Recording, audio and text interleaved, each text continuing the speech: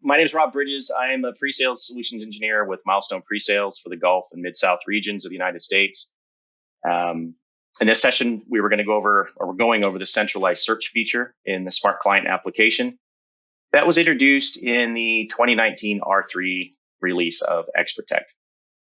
So we may have some people on the call that already have or are using 2019 R3 or newer and have some familiarity. But those that haven't, you've probably heard about it, and we'll show you some of the features. We'll talk about why it was introduced and some of its features. We'll go over the product compatibility, what search features are available in the different XProtect versions. We'll do a little bit of a demo, and we'll take some questions at the end. So what is centralized search in the Smart Client? So again, prior to the 2019 R3 release, we had a Sequence Explorer in the Smart Client.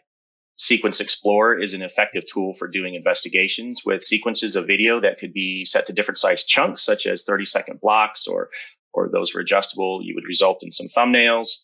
In addition, you could search for bookmarks, and then there was the Smart Search feature that uses the server-side motion detection and metadata to provide fast searches based on motion. And, what Milestone's been known for, that very fast server-side motion-based metadata search. Centralized search has now replaced the Sequence Explorer tab in the Smart Client, and I'll show you that.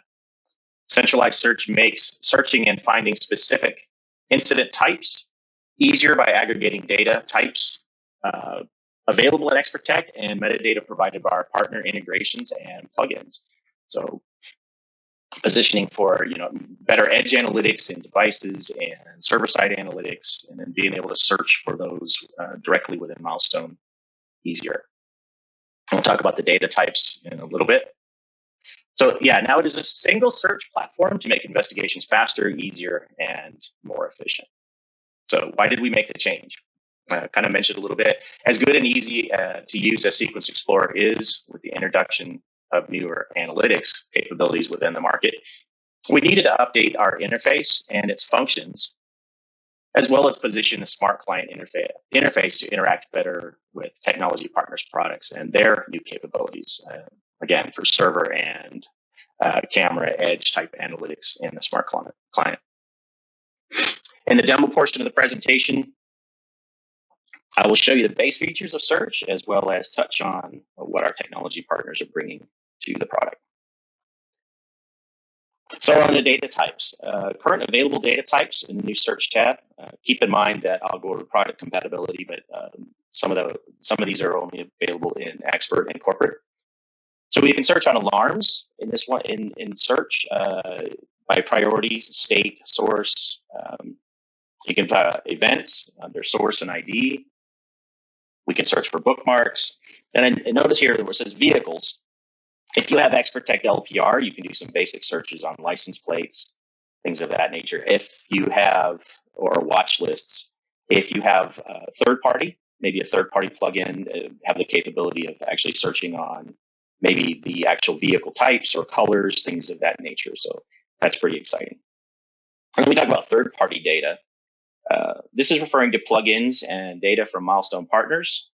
There is a lot of excitement with this because Milestone technology partners are developing their own Smart Client plugins to take advantage of analytics and metadata that their products provide or can provide to XProtect. We have two mentioned here that says appearance and direction of motion, but this could almost be anything based on what the partner can provide. Or even for future developments within Milestone, the sky's the limit a little bit here. I could see plugin developed based on maybe the current situation and possibly searching temperature data from a thermal camera or something like that. Again, it's all really based on what kind of metadata can be provided into the XProtect system and how we can configure a search. You may notice in the screenshot where it says Bosch Forensic Search, this is a plugin developed by Bosch that allows you to search based on existing camera configured analytics. In their IVA, I'll try to touch on that when we get into the demo. That's one of the plugins that's available now. It just happened to be when I took the screenshot. So let's talk about product compatibility. So in the 2019 R3 or newer release, You'll immediately notice that expert and corporate have the full search suite available. So when we talked about event alarm, saving search templates, we'll talk about that, and third-party search agents. Um, with Professional Plus and below, you still have the excellent capabilities in search of doing bookmarks, motion, and sequences. So just wanted to point that out. Just make sure that we're all familiar with what levels and what compatibility that we have with the different products. So now let's go into a quick demo. All right.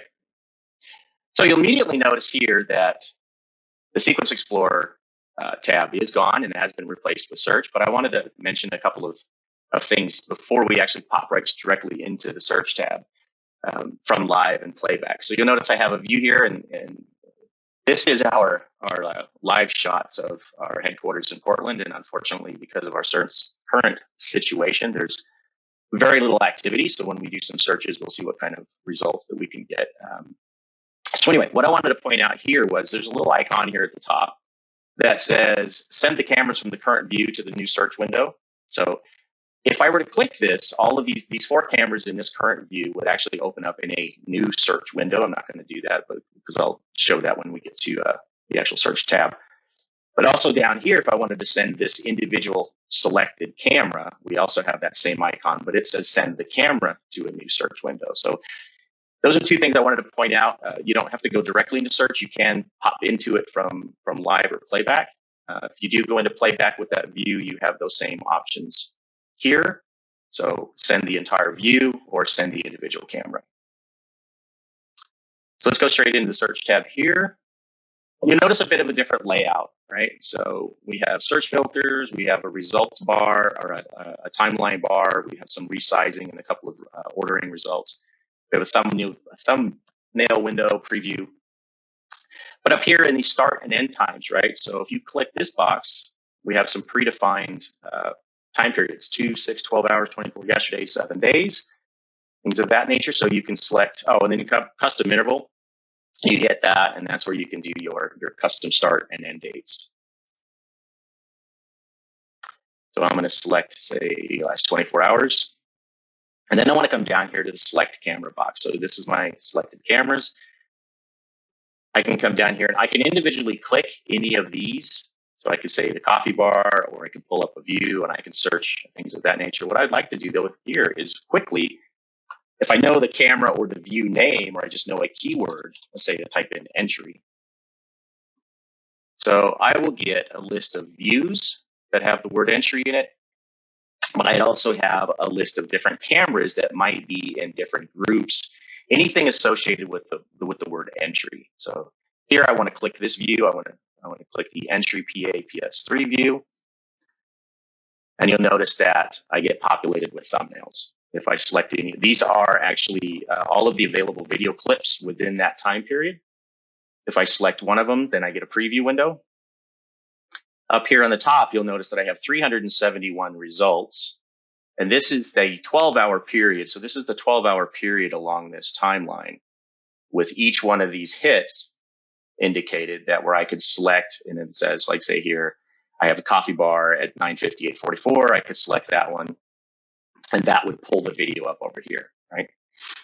I also have some options here where I can show bounding boxes in the results. Yes, show or hide.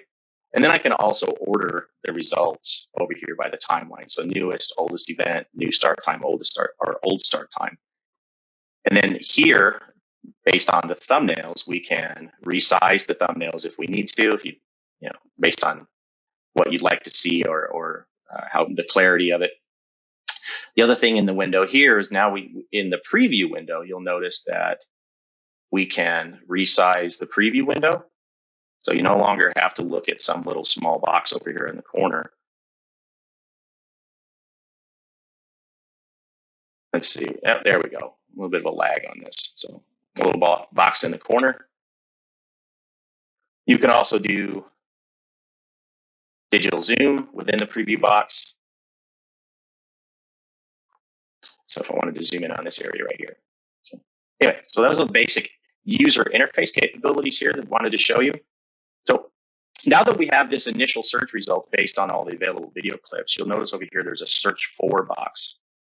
And this is where we would select to refine our search. And this is where we have our basic selections. We have vehicles, bookmarks, events, alarms. We have that Bosch forensic search that I mentioned, and then basically motion. I could come in here and do searches on multiple parameters if I chose. But what I'd like to do here is let's do a motion search based on the view that we had selected.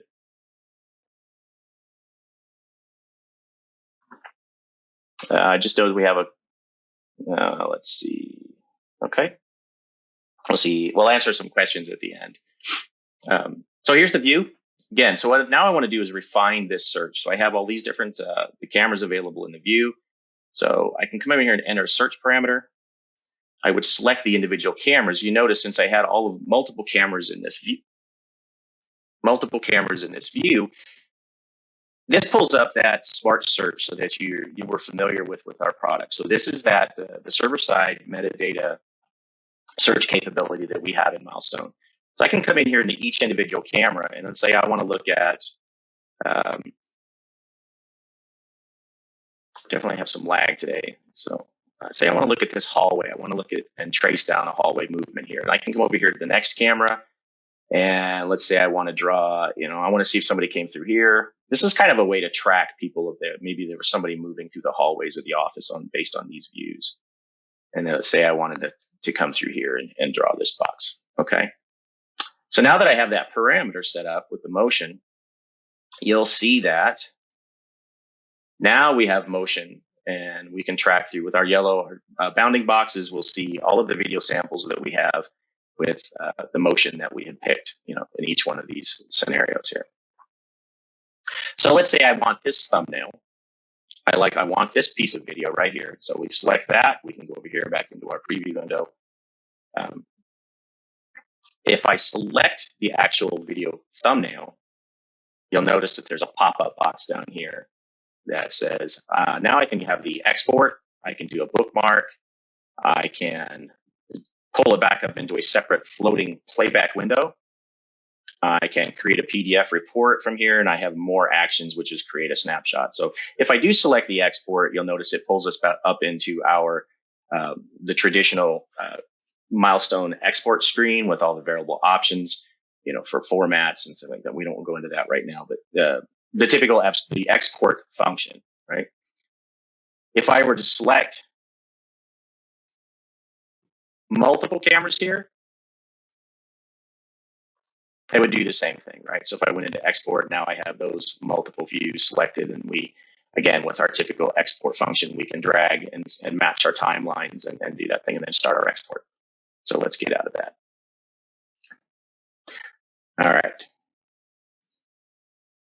So the next thing I'd like to show you is now that I've set up this search parameter here and I've defined my motion for my hallways and everything else, what we have up here is a new capability under search filters of I can now save that search parameter and I can call it hall or whatever I wanted to call the search. And basically what I'm doing now is I'm saving this setup and defined search configuration for future use of that view group, those same parameters. And again, it could be for anything that we have available in the search. And what that allows me to do is save it and then come back at a later date if I wish. I can open up and manage searches now. And I have predefined search parameters that I've done. So I don't have to recreate this whole search setup, right? So if I open that up, it goes back into that same, what was predefined, and I don't have to define the motion again, and then I get my results. So, and you'll notice initially up here again with the tap at the results bar, the more we refine, the fewer results we should be able to see here, right? All right. So the last portion I wanted to kind of touch on here is just to kind of mention a partner plugin. This specific one for Bosch, what we call Bosch Forensic Search. I can select that. I want to clear out this camera list, and I'm going to exit out of that previous search. Now I want to go into the specific Bosch camera. So we have I want to pull up the Bosch Analytics. Exit out of. I'm going to click out of that. Now I can do the search for, select new search. So when I hit the camera selected, this actually brings up an interface that is designed as part of the plugin. And I can select that camera, and you'll notice within the Bosch camera itself, there are already some predefined search parameters. So there's a counter, there's a line crossing, there's an occupancy counter, things of that nature. So I could select one of these, and I could go ahead and hit the search, and we can pull that up, or I can actually select some of these and I can edit and maybe refine that existing search. I can add a new search to this feature. So again, you notice here within this partner plugin, we have different capabilities, and different plugins from different partners will obviously have different capabilities based on what their products can do. In this particular one, we could even go through and select colors and things like that. So it's very cool that we can do this now. So I will set that filter. Hopefully we can get a result back. See, that's what I was afraid of. Anyway, you get the idea that what these different plugins can do for us. So if I went back here to the LPR or the vehicles, if I typed LPR, just as an example of a different search other than motion, now you can see here that we can pull this up and we get massive amounts. And I could come up here and say, all right, I want to search for a license plate that has an X or a 7 in it. And again, this is just basically a part of the ExpertTech LPR. So that's kind of a cool feature. All right. So that's the extent of the demo. We will see if I can take some questions here. I see it says, when will the other data types be available in more than corporate and expert? Rick, I don't have an answer to that. That is something for our product team to determine, in the future as to what different things that they would like to make available in the different product levels. Ibrahim, I see, could you give us a sneak peek about a few technology partners that we could expect to see included in centralized search in the near future? I know in Europe, like the Axis LPR, that's available over here. I don't know. I'm not exactly sure why that's not available in the United States, but I'm also aware of a plugin from Hanwha, which is not necessarily the forensic search, but it would be very similar to what we're seeing in the Bosch as far as going in and you can search on, I think it's with their new AI cameras. But that's actually coming out very shortly. It's actually, it may be available or it's in beta, so I would expect to see that very soon. Scott, I see. So you can't add any third-party searches to Pro Plus. Not that I'm aware of at this point. That's all I'm honestly aware of. Is the way the products have been broken out is that if you want the full features, you have to have either expert or corporate. Dan, it says that is the Bosch Analytic plugin available only through corporate and expert? My understanding is yes. Vince, what happens when you send a camera from a carousel window? Does it send all the cameras? I honestly am not prepared. I don't know the answer to that. I haven't tried. But if you need an answer to that, we can definitely experiment with that and get an answer back to you. Okay, so any other questions? All right, everybody. Again, thank you for hanging on and sitting through this. I appreciate your time. We at Milestone appreciate your time and your attendance to this. And I hope everybody has a great weekend.